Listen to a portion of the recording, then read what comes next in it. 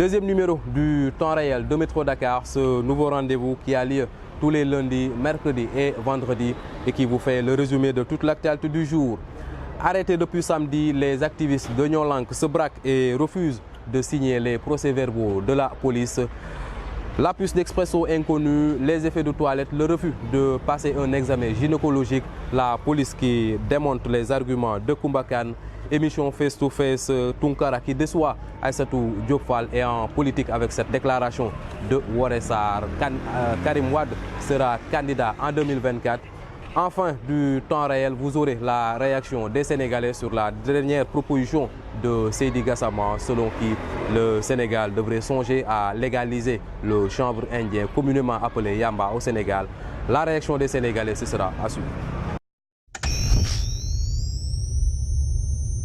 Très heureux de vous retrouver dans le temps réel de Métro Dakar. Des activistes ont été arrêtés puis libérés, c'était ce samedi, alors qu'ils étaient en train de distribuer des flyers dans le cadre d'une communication de sensibilisation de l'opinion sur la mesure de hausse du prix de l'électricité. Il s'agissait de Cheikhna Kamara, de Thiat, de Fou Malade et de 12 autres personnes. Ils ont été libérés aujourd'hui, mais avant, selon leurs avocats, Maître Khouraïchiba, les activistes s'étaient braqués et refusé de signer les procès-verbaux de la police, une manière de dénoncer donc ces arrestations arbitraires.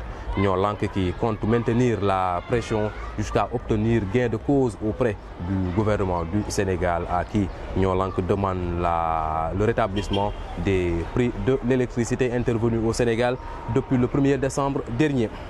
La puce d'expresso méconnue, les effets de toilette, le refus de subir un examen gynécologique, tous ces éléments qui démontrent les arguments de Koumbakan qui avait fait un récit auprès des éléments de la police, l'enquête sur ce kidnapping qui a tenu en haleine les Sénégalais pendant la semaine dernière. Koumbakan qui a été perdu par le récit des événements. D'abord, cette dame possédait par devers elle une puce expresso méconnue de sa famille, de ses parents, mais aussi de son mari. Autre aspect qui a continué à semer le doute dans la tête des enquêteurs, ce sont ses habits abaya qu'elle avait dans son sac. Selon elle, c'était pour pouvoir prier à l'heure de ces 5 prières.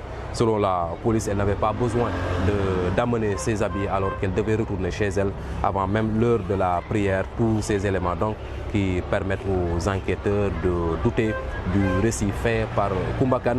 L'enquête est maintenant entre les mains de la division des investigations criminelles. Politique dans ce temps réel avec cette dernière sortie de Woré Sarr qui a déclaré, je cite, Karim Wade sera candidat à la présidentielle de 2024. La déclaration a été faite hier au niveau de Mbour lors d'une visite d'une délégation du Parti démocratique sénégalais qui était à Mbour pour apporter son soutien à ces pêcheurs qui sont menacés de déguerpissement au niveau du quai de pêche de Mbour. Autre aspect de l'actualité, c'est avec l'émission Face-to-Face de Aïssatou Diop Fall. Aïssatou Diop Fall qui recevait ce dimanche Mamadou Sy Tunkara, conseiller spécial du président de la République Macky Sall. Selon la journaliste Aïssatou Diop Fall, Mamadou Sy Tunkara a esquivé toutes les questions essentielles en rapport avec notamment le mandat du président de la République, avec la démocratie, avec les arrestations d'activistes, mais aussi avec la gouvernance sobre et vertueuse. Mamadou Sy Tunkara qui s'est défendu. Selon lui, Aïssatou Diop Fall lui a posé des questions auxquelles elle n'avait pas les réponses appropriées durant toute l'émission. Donc Aïssatou Diop Fall n'a cessé de répéter à son invité qu'il était en train d'esquiver les questions. Dernière partie du temps réel, nous sommes allés recueillir l'avis des Sénégalais sur la dernière proposition de Seydi Gassama, le directeur de Amnesty International section Sénégal. Seydi Gassama qui propose que notre pays devrait passer à la légalisation du chanvre indien, communément appelé Yamba. Une catastrophe avec cette proposition de Seydi Gassama, c'est de l'avis de ces Sénégalais rencontrés. Suivez. xalaat boobu moom xaw ma kan moo xalaat mais xalaat boobu moom sama xalaat moom rafetul waaw xalaat moom ni ko sëni di tuxee moom doy na waar. ay yamba moom saay waaw man daal waaw loolu mooma xoolal yow toog di ko tudd nii rek risque la bokk xool toog di ko tudd nii rek xoola jàng si fa nga xamante ne non xamoo ko sax. man bi nga waxee li sama fit dafa dem parce que dama yore ay doom yu góor bi nga waxee lii man sama fit dafa dem.